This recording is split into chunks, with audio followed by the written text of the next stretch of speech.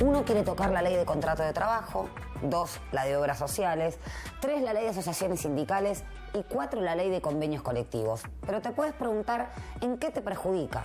Te perjudica en muchísimas cosas. Sí. Periodo de prueba de 6 meses, posibilidad de ampliarlo de 8 a 12 meses, lo sumo también a Gonza con esto. Elimina las multas a los empresarios por el empleo no registrado, establece despidos justificados, penas de hasta 3 años por bloqueos o tomas parciales de establecimientos productivos. Es un fraude laboral, obviamente, acá el único perjudicado es el trabajador, el beneficiado es el empleador, que se va a sentir favorecido justamente por esta nueva disposición y va a sentirse más fomentado de contratar gente en negro. A ver, si lo llevamos al plano penal, si se elimina o se despenaliza el robo, obviamente que va a disminuir o va a aumentar el robo. Obviamente va a aumentar, ¿no? Justamente el robo. Se extiende el periodo de prueba, Sí. decíamos ayer, ahora de 3 meses a 8 meses, con lo cual se entiende que va a haber una alta rotación en los empleos. Las empresas van a tomar trabajadores y van a tener mucho tiempo para ir después, o sea, mucho tiempo para no pagar la indemnización, para que ese trabajador esté un tiempo en un lado, en otro, va a ser cuestionado eso. Contratar y despedir trabajadores le va a salir 2 mangos con 50, básicamente. Ahora, no sé si va a fomentar el trabajo en negro. Lo que va a fomentar es el trabajo en negro, Claro. justamente. Pero no pasa, a ver, esto pasa por la economía, no pasa por una reforma laboral en desmedro del trabajador. Pasa por, justamente, primero beneficiar a las empresas desde el punto de vista económico en general, para que las empresas puedan ser redituables y puedan contratar a más gente. Entonces hay un solo artículo que es el único que favorece a los trabajadores, que son las trabajadoras embarazadas, que tienen la licencia, en vez de tomársela por ley, ¿no? 45 días antes del parto, del nacimiento de su hijo, se lo pueden tomar hasta 10 días antes. Pero no es que se amplía la licencia por maternidad, sino que se corre el plazo para tomársela nada más. El gobierno puso la mira en el fondo de cese laboral. Quieren que esa metodología de indemnizaciones que se usa puntualmente en el sindicato de la UOCRA, ese mecanismo que se usa en ese sindicato con obras que empiezan y terminan, el gobierno lo quiere extender a todos los rubros de la economía. Fueron a pedir que la agenda de la discusión con la Confederación General de Trabajo sea lo que queda del capítulo 4 del DNU 70, que es la destrucción de derechos individuales, derechos colectivos, derechos sindicales, ¿no? Y de las asociaciones sindicales en sí mismas.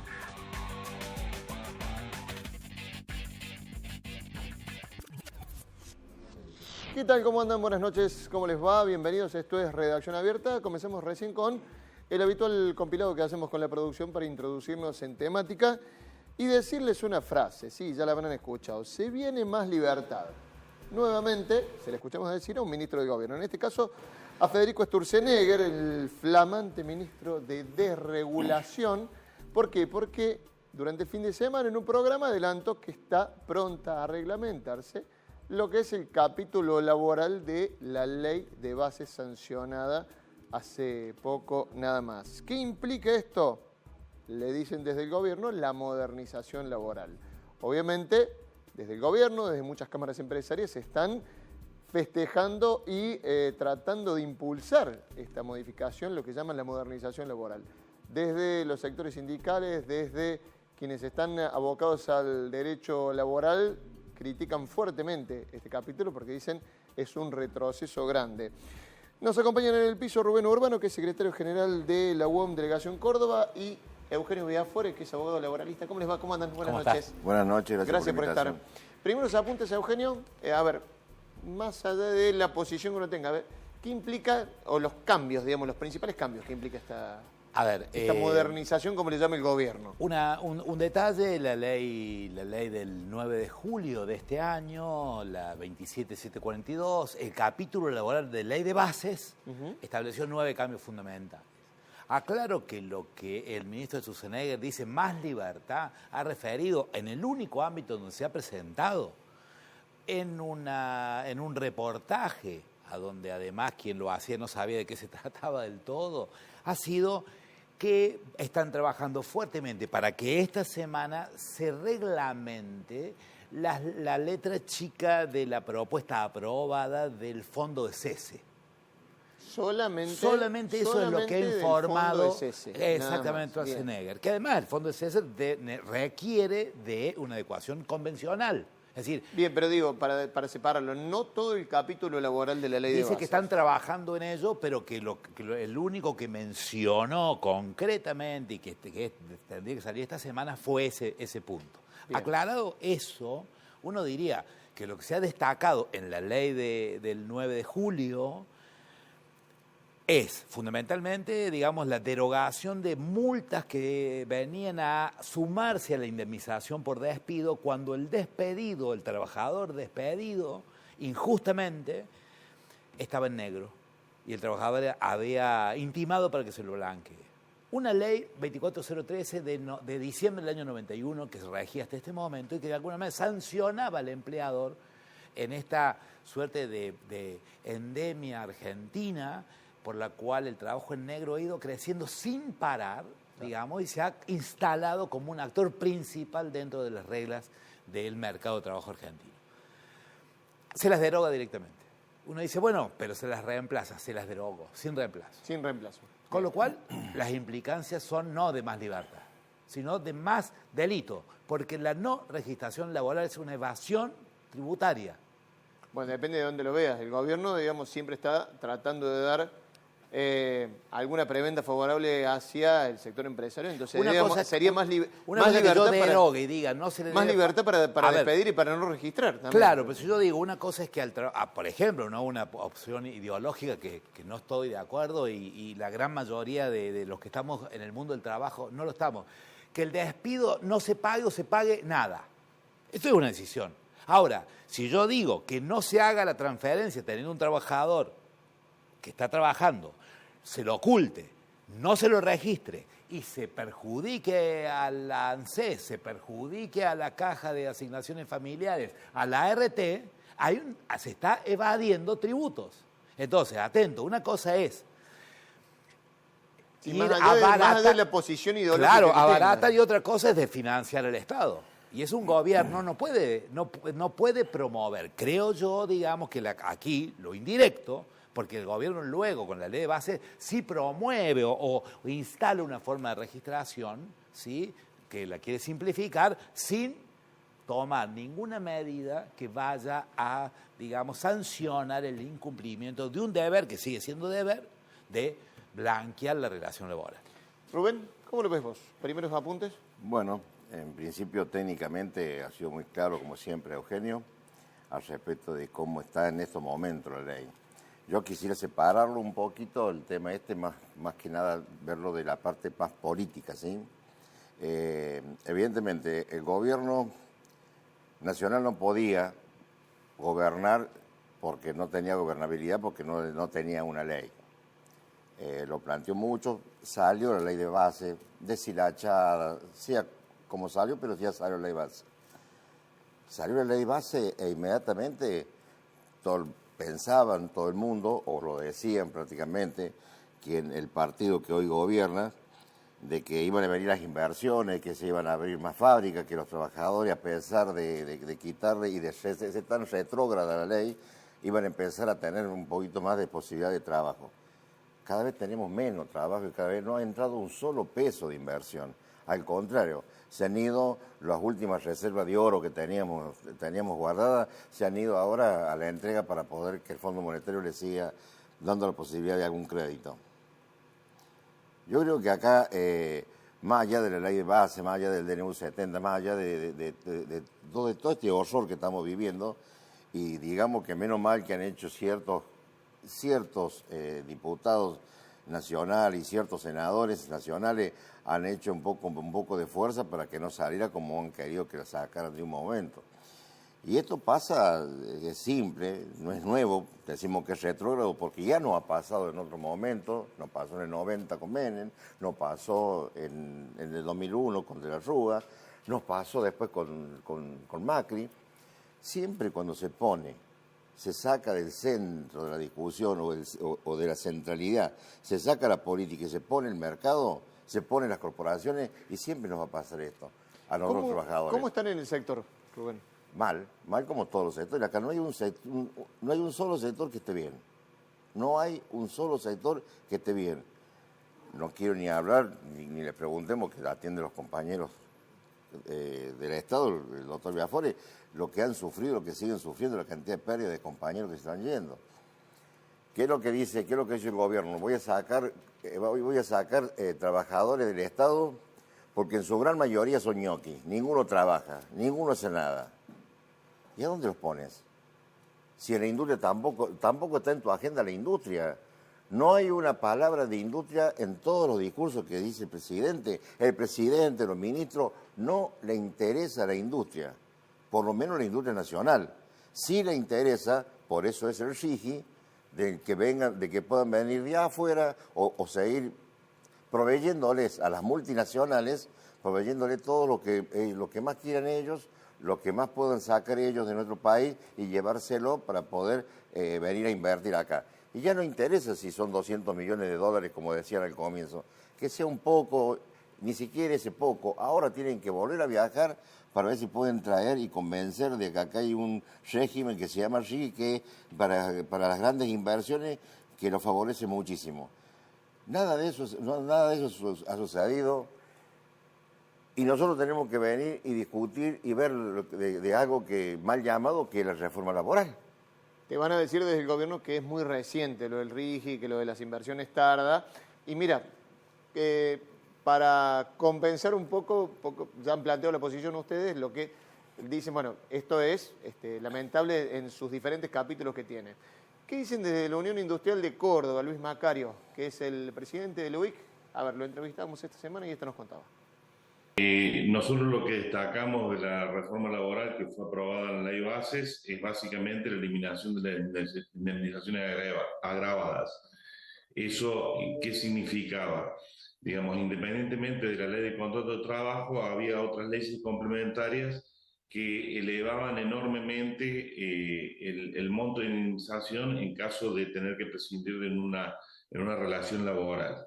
Esa situación generaba una enorme resistencia en los empresarios para tomar nuevos empleados. También hay otras instituciones que a nosotros nos parecen interesantes y que apuntan a reducir la informalidad, como es la posibilidad de contratar hasta 3 personas sin necesidad de generar una relación de dependencia. Eso apunta directamente a la eliminación de la informalidad, pero si no hay un despegue de la actividad económica, realmente, digamos, va a ser difícil, porque, digamos, es condición necesaria para el aumento de la plantilla laboral, es que haya un aumento en el nivel de actividad que requiera de mayor mano de obra. Bueno, creo que en los últimos segundos es en lo único que van a coincidir con Macario los dos, pero dice el presidente de la Unión Industrial de Córdoba, con esto se reduciría la informalidad, vos planteabas otra cosa recién, Eugenio, y había con lo de la indemnización agravada una gran reticencia a tomar personal, que eso se puede llegar a aligerar, a alivianar. Él lo dice, yo creo que el planteo me parece que desnuda la posición y es, por supuesto que es respetable, pero desnuda una posición que deja a las claras cuál es la sensación del empleador. El empleador ha encontrado un abaratamiento de su gestión. La pregunta es si un abaratamiento es una reforma laboral. Porque que sea más barato tener un trabajador en negro, porque lo que se sancionaba no era tener un trabajador, sino era tenerlo en negro. Claro. Entonces, tener un trabajador en negro ahora es más barato, esa es la pregunta. ¿Eso es lo que queremos como país? Ese es el costo que hay que pagar para que los empresarios que están, no los que van a venir. Porque como vos bien decías, es contrafáctico por ahí saber las grandes inversiones, pero lo que está hoy está. Me pongo en colega tuyo, pero sí, abogado del diablo, sí, digamos, ¿no? Y te dicen desde el gobierno, bueno, pero a ver, en los últimos años el trabajo registrado no ha crecido. Y siempre se pone, el que nos está mirando, nos está escuchando, dirá, siempre te dicen, no, porque la carga impositiva es dificilísimo tomar un empleo. Entonces, lo único que hacen las leyes actuales, estoy argumentando como si fuera, digamos, alguien que argumenta la posición del gobierno, lo único que hacen es hacer crecer el trabajo no registrado. Creció la cantidad de trabajadores no registrados. ¿Qué haces con eso? Claro, pero sin embargo, la pauta de este mes de trabajadores de trabajos no registrados ha continuado. Claro. Es decir, esperemos, tengamos esta misma charla en 6 meses. Ojalá fuera y yo me equivocara, porque en definitiva lo que está en juego es algo, digamos, superior a las voluntades individuales.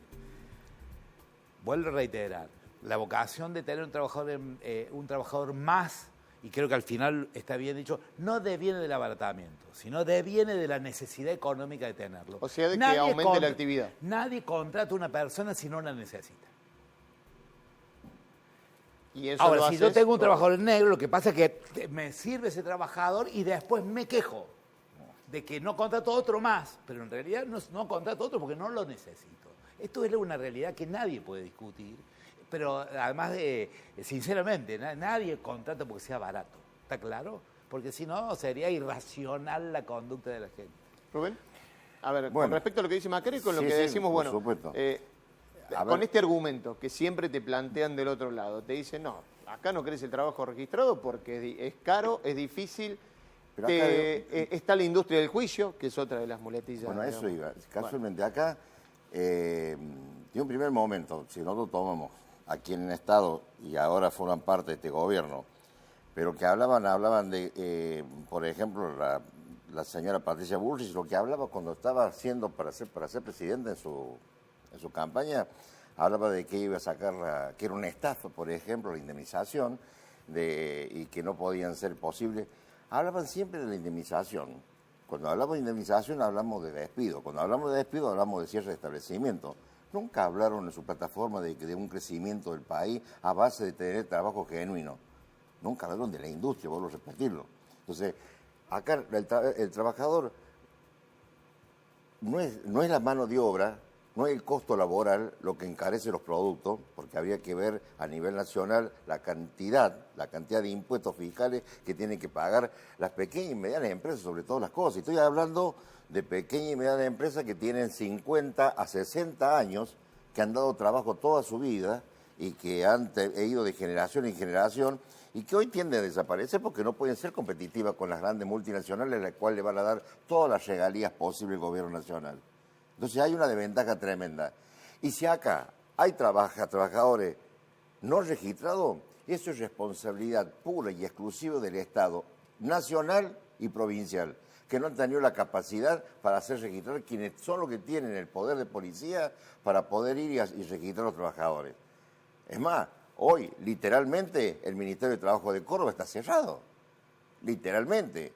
Atiende únicamente por Zoom. Los trabajadores de pie no van a ir a hacer un Zoom con una empresa o con un Ministerio de Trabajo para ver si hay posibilidad de que él no lo despidan, y si lo despiden.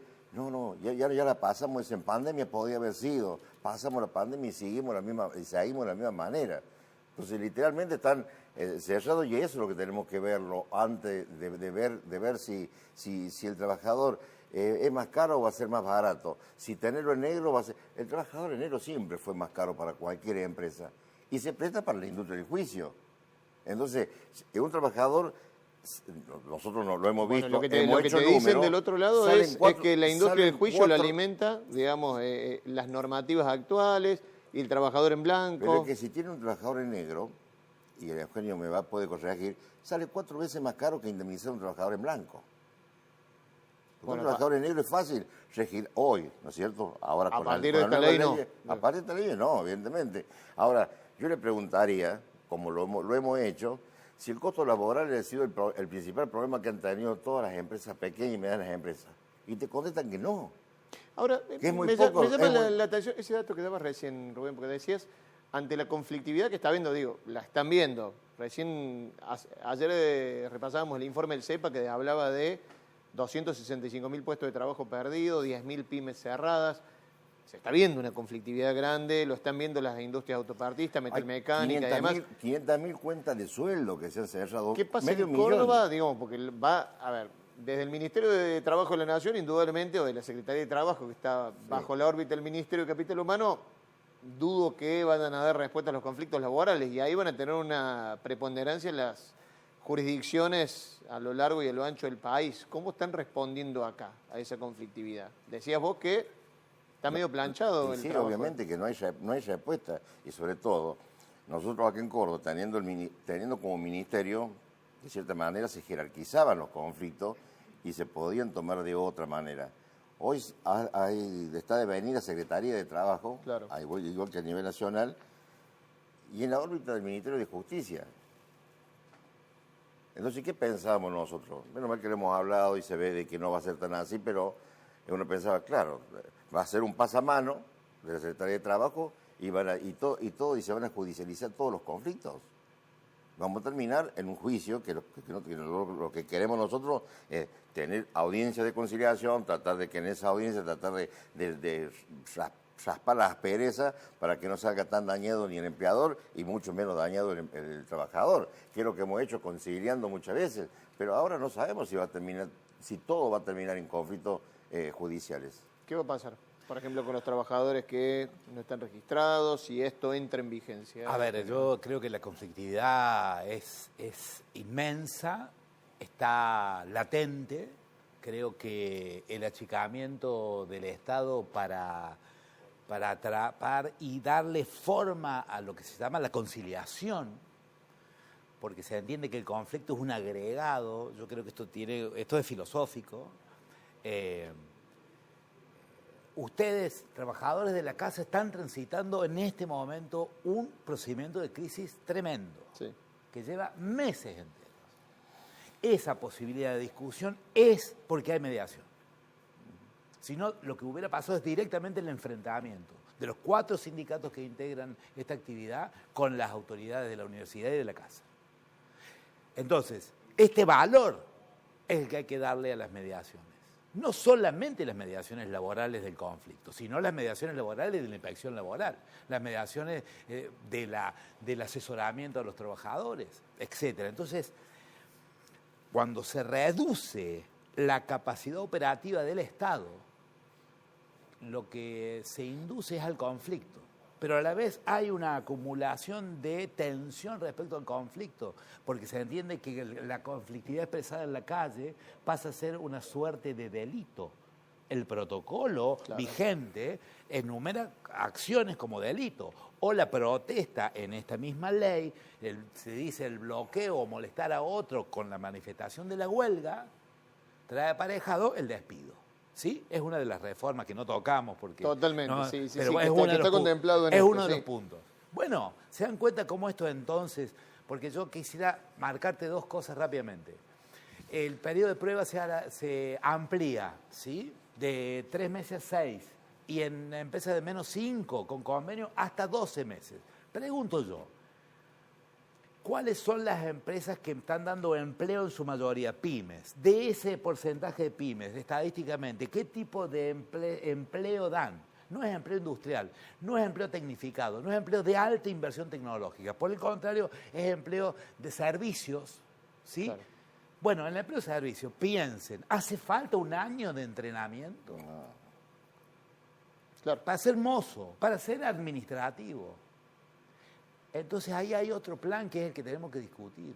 Si yo bajo las indemnizaciones del primer año, la indemnización de 245, si alargo el periodo de prueba, lo que estoy haciendo es promover que los trabajadores que tengan poca antigüedad roten sin indemnización.